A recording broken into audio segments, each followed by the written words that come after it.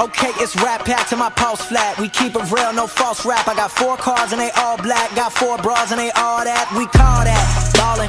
Doing this is my calling. Flow is so appalling. My phone off and she calling. What's going on, internet, and welcome back to Nth-Level Entertainment, the most awesome series, comic book and movie related YouTube channel in South Africa.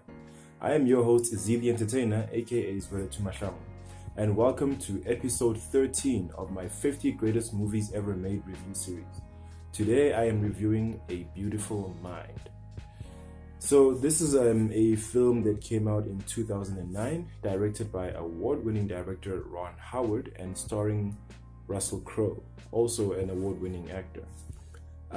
This is basically a dynamic duo that's worked together quite a few times. I think most recently before this film, Ron Howard worked with Russell Crowe on Gladiator, and that was also an Oscar award-winning film.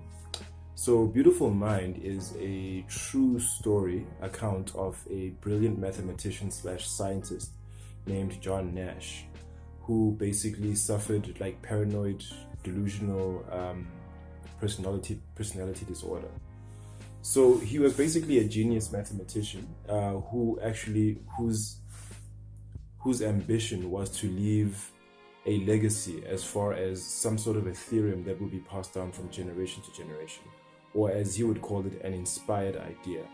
So we pick up the film when John Nash was actually entering Harvard. I think it was his senior year or something along those lines. He was about to obtain another in a long line of doctrines that he already had. So this was the point in his career where he actually wanted to live a long-lasting legacy, and where he starts to come up with the idea of a truly inspired idea. So we see him go through the motions of proving himself, of also being a bit of a social outcast due to his affinity for numbers more than people, as it is with most geniuses or highly talented people. And he basically suffered a lot of disrespect and trolling from his classmates, and also from some of the peers that he was competing with for certain positions of stature within the educational sphere. So this is also where he meets his eventual wife, who he actually charms through his brilliance in the movie as well. So the sad part of this movie happens, well, in my opinion, when as he starts to as we progress later in the film and he starts meeting more people that are like one of the few people that actually get him, we start to realize later in the film that this is actually a result of a mental disability or disease, or perhaps mental instability within him. His mind that is always craving for more knowledge and some sort of validation from people who don't understand him, eventually drives itself to create personalities that don't exist, that do actually understand John Nash and actually give him the validation that he craves from people who don't understand him, but in some ways also act as a vent for him to dump some of his more overactive machinations that his mind normally goes through, that normal civilization probably wouldn't be able to actually digest or even understand.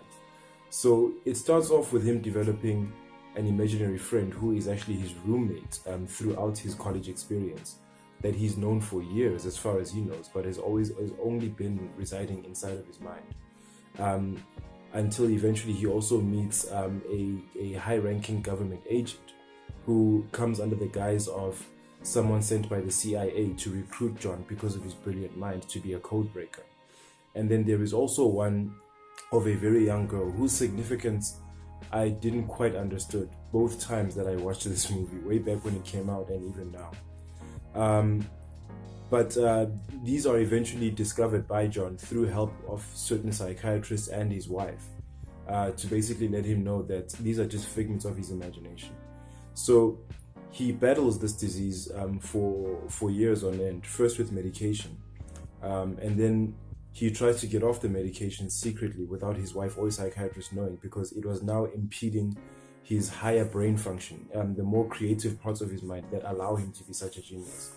So he gets off the medication, and then the delusions come back and they start to affect his waking life, which puts further strain on his already difficult marriage, especially on the wife's side, because she's the one who's basically trying to stay with him and support him through this difficulty. Until eventually the two of them come to the decision that he's going to get off the meds and he's going to try and deal with these things as best he can, which is the latter part of the movie where he finally comes out with his inspired idea and he finally gets recognition from, you know, the relevant educational boards and so on and so forth about earlier works that he had come up with whilst he was still in Harvard. And he finally eventually gets the Nobel Prize that he was so deserving of from the beginning of the movie. This was a very touching film, and I see why it deserves its place amongst the 50 greatest movies of all time. Again, not exactly my cup of tea, no capes, no special effects, no CGI, but it is a very touching human interest story. And it's one that touches on, you know, topics, one of the topics that I hold very close to my heart as well, which is that of perseverance. And I always love rooting for the underdog, you know, the characters that are always sort of treated like misfits and nerds and so on, but eventually prevail to be triumphant at the end of the story, are always my cup of tea, superhero, science fiction or not. And this is definitely one of them.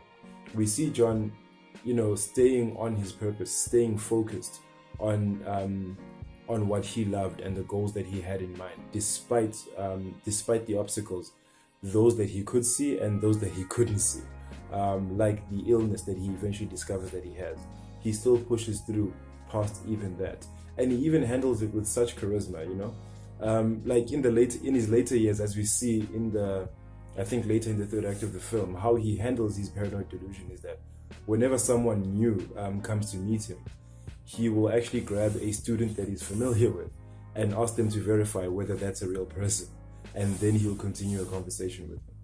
So yeah, it's a very inspiring film. It's one of those films that, you know, whatever dark place you think you may be at in your own life, it's actually not as bad as it could be, or it's not as bad as some people have it. Some people have fought through worse and won. So you definitely probably can win in your particular situation. So yeah, just based on those positive vibes and inspiration alone, I rate this film a 9 out of 10. And of course, it also doesn't hurt that the same actor who plays Jor-El later in his career as Superman's father in Man of Steel is the guy playing John Nash in this film. And Jennifer Connelly also plays the wife of the Incredible Hulk later on after this film. So who knew that would happen later down the line, and this would be a movie I later come back to actually review, to see the origin story of these two actors before their big careers in comic book movies. So anyway, that concludes my review of A Beautiful Mind. Feel free to post your comments down below. Let me know what you thought of this film if you have seen it. Let me know what you thought of this review. If you enjoyed this video, please click on the thumbs up icon and leave us a like. And if you'd like to see more from Nth-Level Entertainment, please click subscribe and be sure to click on the bell icon so you are notified every time I drop new content on this here channel. I have been Z the Entertainer. Thank you very much for spending this time with me. As usual, take care of each other, people. Stay awesome to infinity and beyond.